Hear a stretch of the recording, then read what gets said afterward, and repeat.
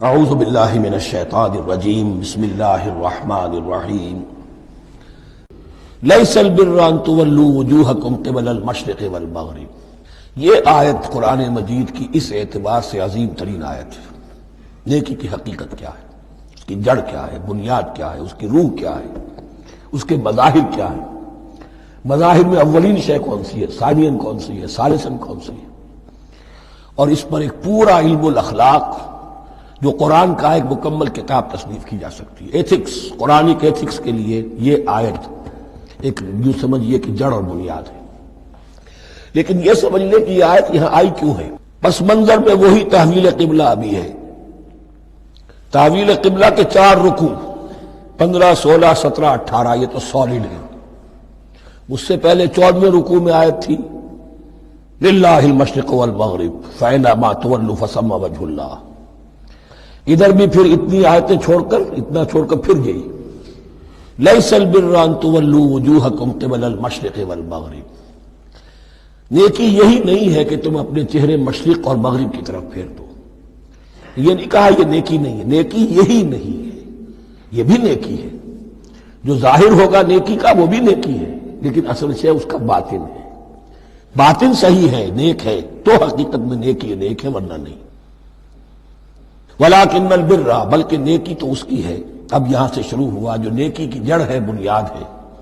من آمن باللہ والیوم الآخر والملائکۃ والکتاب والنبیین، سب سے پہلے ایمان، تاکہ تصحیح نیت ہو جائے۔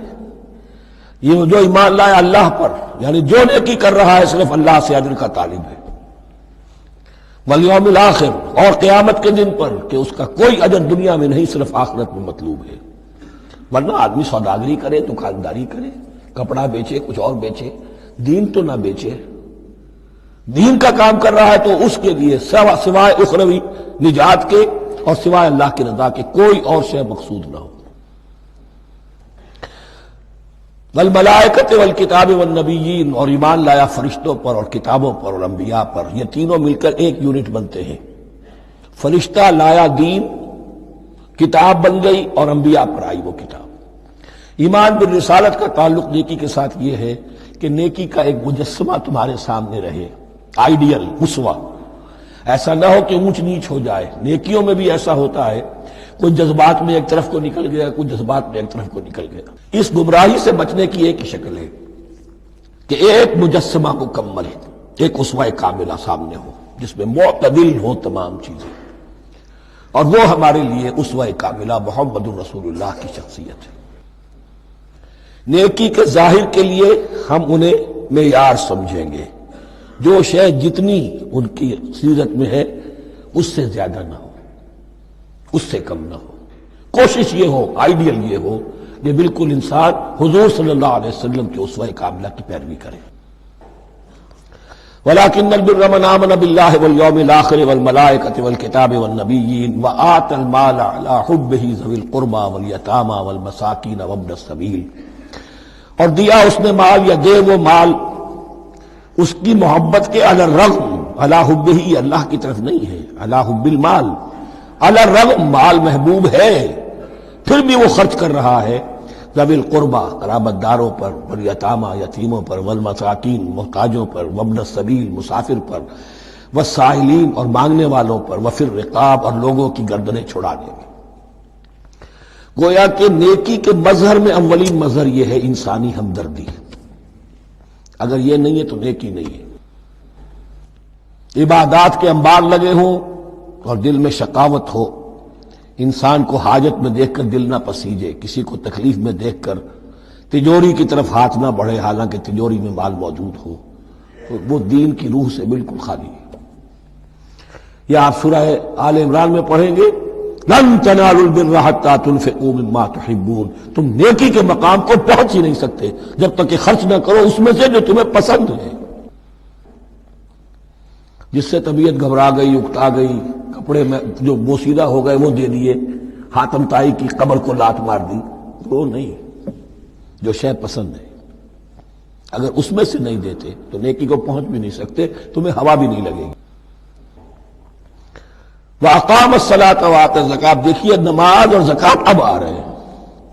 یہ ہے حکمت دین کہ ایک ہے روح دین، وہ ہے ایمان، اور جو اس کے مظاہر ہے، مظہر اول انسانی ہمدردی، نمبر دو ہے پھر نماز اور زکوٰۃ، اور یہاں زکوٰۃ کو علیحدہ ذکر کیا ہے، اور اس آیت کا حضور نے حوالہ دیا ان فی المال لحقا سوى الزکاۃ۔ دیکھو کچھ لوگوں نے سمجھا بس ہم نے زکوٰۃ نکال دی تو حق ادا ہو گیا پورا، بڑی بے وقوفی ہے۔ مال میں حق ہے زکوٰۃ کے سوا بھی، اور اب آپ نے یہ آیت پڑھی، دیکھو اس آیت میں کیا ہے، زکوٰۃ کا تذکرہ بعد میں ہو رہا ہے، وَآتَ الْمَالَ عَلَىٰ حُبِّهِ ذَوِي الْقُرْبَىٰ وَالْيَتَامَىٰ وَالْمَسَاكِينَ وَابْنَ السَّبِيلِ وَالسَّائِلِينَ وَفِي الرِّقَابِ وَأَقَامَ الصَّلَاةَ وَآتَى الزَّكَاةَ۔ اس کی کیا حکمت ہے کہ ایمان کو تر و تازہ رکھنے کے لیے نماز ہے، اقم الصلاۃ لذکری، اور انسانی ہمدردی میں مال خرچ کرنے کے جذبے کو پروان چڑھانے کے لیے، برقرار رکھنے کے لیے زکوٰۃ ہے۔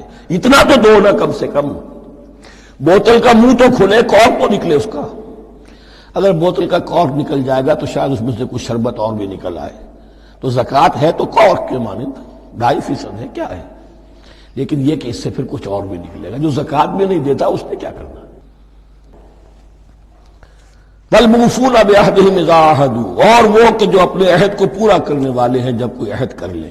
سب سے بڑا عہد اللہ سے کیا، لست بربکم قالوا بلی، پھر عہد شریعت کا ہے کہ جو ہم نے کیا اللہ کے ساتھ، پھر آپس میں جو بھی معاہدے ہو جائیں، اور معاملات انسانی سارے کے سارے معاہدات کی شکل میں، شوہر اور بیوی کا معاملہ بھی ایک معاہدہ ہے، marriage is a social contract, شوہر کی ذمہ داریاں ہیں، اس کے فرائض ہیں، بیوی کی ذمہ داریاں اس کے فرائض ہیں، شوہر کے حقوق ہیں، بیوی کے حقوق ہیں، پھر جو بھی امپلائر امپلائی ریلیشن شپ ہے معاہدہ ہے، کانٹریکٹ ہے، جو ہمارا آپ کا پولیٹیکل سسٹم ہے وہ بھی معاہدوں کے اوپر مبنی ہے، بڑا بزنس جو ہے وہ کانٹریکٹ میں چلتا ہے۔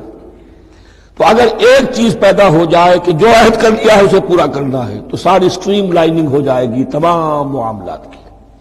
وَالْمُوفُونَ بِعَهْدِهِمْ إِذَا عَاهَدُوا وَالصَّابِرِينَ فِي الْبَأْسَاءِ وَالضَّرَّاءِ وَحِينَ الْبَأْسِ، اور خاص طور پر صبر کرنے والے فقر و فاقہ میں، جنگ کی حالت میں اور تکلیف میں۔ یعنی ایک نیکی ہے بدھ مت کے بھکشوؤں کی نیکی، ایک نیکی یہ ہے، یہ نیکی باطل کو چیلنج کرتی ہے، یہ نیکی خانقاہوں تک محدود نہیں ہوتی، یہ نیکی صرف انفرادی سطح تک محدود نہیں رہتی۔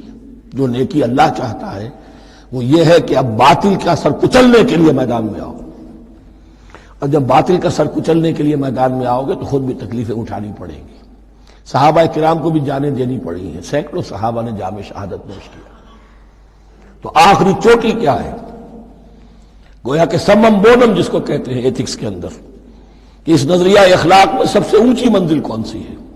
وہ سمم بونم جو ہے اسلام کا، وَالصَّابِرِينَ فِي الْبَأْسَاءِ وَالضَّرَّاءِ وَحِينَ الْبَأْسِ وَلَا تَقُولُوا لِمَنْ يُقْتَلُ فِي سَبِيلِ اللَّهِ أَمْوَاتٌ بَلْ أَحْيَاءٌ وَلَكِنْ لَا تَشْعُرُونَ۔ وہ آیت یاد کر لیجیے، اولئک الذین صدقوا، یہ ہیں لوگ جو سچے ہیں، دعوت و نیکوکاری کا بہت شوق ہے، یہ ہیں وہ لوگ کہ جو سچے ہیں، واولئک هم المتقون، اور یہی حقیقت میں متقی ہیں۔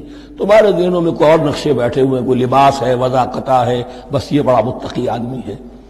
تقوی اس کا نام ہے، یعنی یہ پوری انسانی شخصیت کا ایک ہیولہ ہے، ایک پوری انسانیت کا ایک فرد کا نقشہ کھینچ دیا گیا، کیریکٹر کا، اس کے اندر روح ایمان اور خارج میں اس ترتیب کے ساتھ دین کی یہ تقاضے اور نیکی کے یہ مظاہر موجود ہیں۔ اللہم ربنا اجعلنا منہم، اللہم ربنا اجعلنا منہم۔ صدق اللہ العظیم۔